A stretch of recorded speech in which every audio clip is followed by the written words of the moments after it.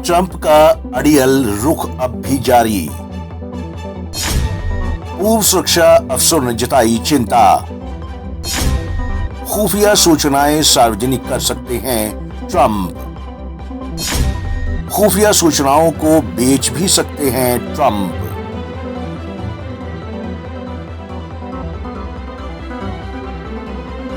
America में Joe Biden ने भले ही निर्वाचित राष्ट्रपति के तौर पर देश को संबोधित भी कर लिया हो, लेकिन सत्ता का सस्पेंस आगे और बढ़ने वाला है। चुनाव में पिछड़ने के बावजूद डोनाल्ड ट्रंप ने अब तक व्हाइट हाउस नहीं छोड़ा है, बल्कि कुछ घटनाक्रम ऐसे शुरू हो गए हैं जिनसे अमेरिका के पूर्व सुरक्षा अधिकारियों की चिंता बढ़ गई है। उन्हें डर है कि व्हाइट हाउस छोड़ने से पहले ट्रंप गोपनीय सुरक्षा सूचनाएं सार्वजनिक ना कर दें या कहीं वे उन्हें अपने व्यापार में फायदे के लिए बेच न दें। ट्रंप सार्वजनिक कर सकते हैं खुफिया सूचनाएं। ट्रंप के पास बतौर राष्ट्रपति कई बेहद गोपनीय सूचनाएं हैं। इनमें परमाणु हथियारों की लॉन्चिंग, खुफिया सूचनाएं जुटाने की क्षमताएं, दूसरे देशों में अमेरिकी सामरिक ठिकानों से जुड़ी तमाम जानकारियां, अत्याधुनिक हथियार प्रणालियों के विकास की स्थिति आदि शामिल हैं। पूर्व अधिकारियों की माने तो इन सूचनाओं के प्रति ट्रंप का रवैया अब तक काफी गैर जिम्मेदार रहा है। बढ़ रहा ट्रंप का असंतोष। खुफिया एजेंसी CIA के पूर्व अफसर डेविड प्रियस ने बताया, कोई भी राष्ट्रपति जो नाराज, असंतुष्ट या व्यथित हो, उसके साथ इस तरह का जोखिम रहता है कि वह गोपनीय सूचनाएं सार्वजनिक कर सकता है। ट्रंप के ऊपर करोड़ों डॉलर का कर्ज चढ़ चुका है, जिसकी वजह से वे काफी दबाव में हैं। इससे भी उनका असंतोष बढ़ रहा है। पूर्व खुफिया अधिकारी लैरी फाइवर और CIA महानिदेशक के स्टाफ में रह चुके माइकल V. हैडेन कहते हैं, सुरक्षा और खुफिया अधिकारियों के लिए राष्ट्रपति या उनके साथ शीर्ष पद पर बैठे अन्य लोग हमेशा चिंता का विषय रहते हैं, जिन पर कर्ज ज्यादा होता है।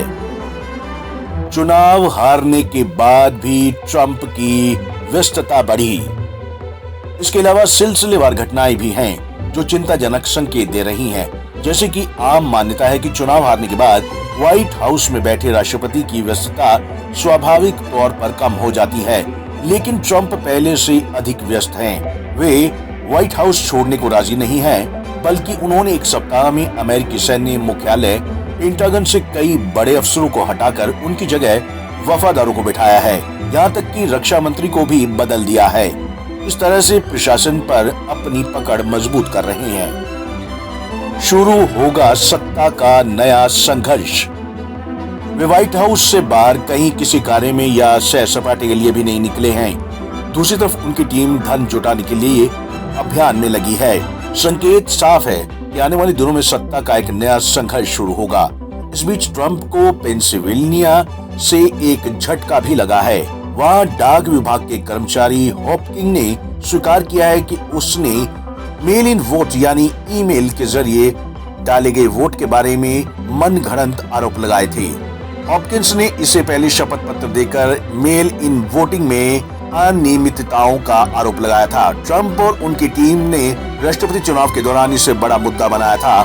इन वोटों को अवैध मानते हुए ही ट्रंप अपनी जीत का दावा भी कर रहे हैं। हालांकि हॉपकिंस ने मामले की जांच के दौरान सोमवार को अपने आरोपों को गलत बता दिया। इससे ट्रंप और उनका दावा कमजोर हुआ है।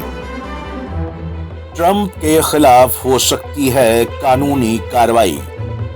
अमेरिका में कोई भी व्यक्ति 2 बार राष्ट्रपति बन सकता है, वह चाहे लगातार हो या आगे पीछे कभी। सूत्रों की माने तो ट्रंप इस संभावना पर भी काम कर रहे हैं कि राष्ट्रपति पद से अगर वे हटते हैं तो उनके खिलाफ कोई कानूनी कार्रवाई ना हो। उन्हें अच्छी तरह से पता है कि उनकी बढ़ी हुई संपत्ति, कर चोरी, महिलाओं से अवैध संबंध, चुनाव प्रचार में वित्तीय कानूनों के उल्लंघन आदि के तमाम आरोप हैं। भविष्य में इनकी जांच की जा सकती है।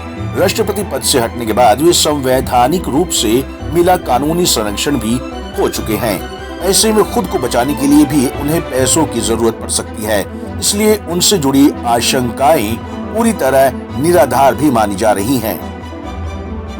पोम्पियो बोले, दूसरे कार्यकाल की ओर बढ़ रहे ट्रंप ने फिर दावा किया, जीतेंगे तो हम बड़ी बढ़त पर हैं, लेकिन बाइडेन चुनाव छीनने की कोशिश कर रहे हैं। हम उन्हें ऐसा नहीं करने देंगे। दूसरी ओर अमेरिकी विदेश मंत्री माइक पॉम्पियो ने भी ट्रंप का समर्थन किया। उन्होंने कहा, सत्ता हस्तांतरण आसानी से हो जाएगा, लेकिन राष्ट्रपति ट्रंप दूसरे कार्यकाल की ओर बढ़ रहे हैं। अमेरिकी जनता मानने लगी है कि ट्रंप को हार मान लेनी चाहिए। रॉयटर्स इप्सोस के एक सर्वे में 89% लोगों ने कहा कि ट्रंप को व्हाइट हाउस छोड़ देना चाहिए, जबकि 13% लोगों का कहना है कि अभी चुनाव में जीत हार तय नहीं हुई है। 3% लोग ही मानते हैं कि जीत असल में ट्रंप की हुई है। 5% लोगों ने कोई राय नहीं दी। Bureau report, Punjab Kesari TV, Chandigarh.